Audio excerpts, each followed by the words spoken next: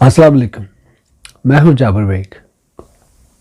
پاکستان میں اپوزیشن جماعتیں جو ہیں وہ بجٹ کو لے کے پچھلے کئی دنوں سے بہت زیادہ شور اور وویلا مچا رہی ہیں۔ اسمبلی کے اندر بھی، باہر بھی، ٹاک شوز کے اندر بھی، ٹویٹر اکاؤنٹ کے اوپر بھی، سوشل میڈیا کے جتنے بھی اکاؤنٹس ہیں وہاں پہ بھی۔ سمپلی ورڈ میرے پاس جو ہے وہ یہی ہے کہ ان کو بے تحاشا شرم آنی چاہیے۔ شرم جو کہ ان کے پاس نہیں، لیکن پھر بھی ان کو شرم کرنی چاہیے۔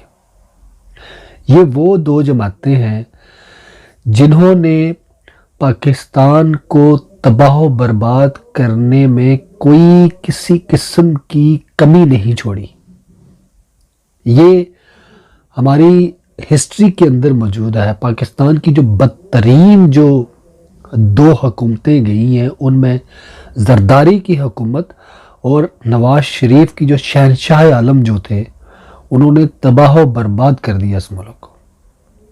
خاندانوں کے خاندان جو بندہ وزیر اعظم ہاؤس میں پال رہا ہو، ان کو عیاشیاں کرواتا ہو، بتائیں کہ وہ بندہ اور کیا کچھ نہیں کرتا ہوگا۔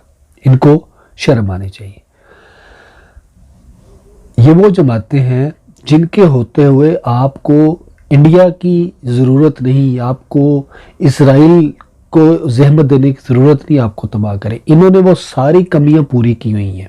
معاشی طور پہ انہوں نے تباہ و برباد کر کے اس ملک کو چھوڑ دیا۔ اب جب وہ سٹیبل ہو رہا ہے ایک ایماندار بندے کی وجہ سے، تو یہ اس کے راستے میں رکاوٹیں ڈال رہے ہیں۔ گرے لسٹ کا معاملہ دیکھ لیں کہ انہوں نے کوئی کسر نہیں چھوڑی تھی کہ اس گرے لسٹ میں اس کو رکھنے کی بجائے اس کو بلیک لسٹ کروانے کے لیے انہوں نے ہر ممکن کوشش کی۔